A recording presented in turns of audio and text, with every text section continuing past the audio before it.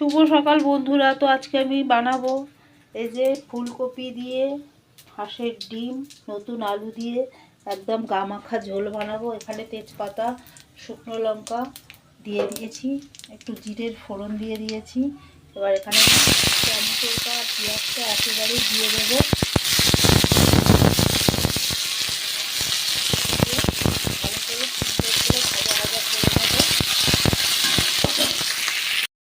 পেঁয়াজ টমেটোটা আমার সুন্দর করে ভাজা হয়ে গেছে।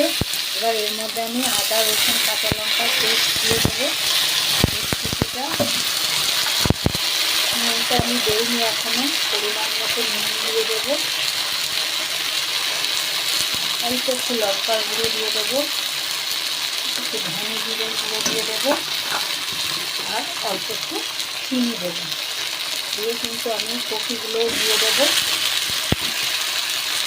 আলুটাও দিয়ে দেবো। কিন্তু এগুলো আমি সিদ্ধ করে নিইনি, এগুলো শুধু ভেজে নিয়েছিলাম।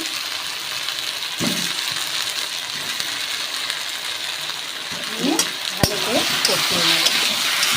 কষানো হয়ে গেলে জল দিয়ে দেবো।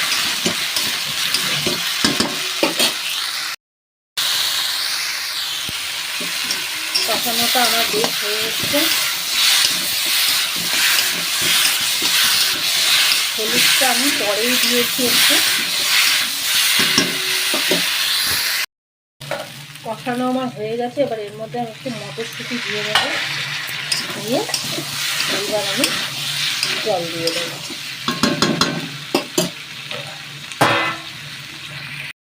দেখুন, ডিমের ঝোল কিন্তু আমার হয়ে গেছে।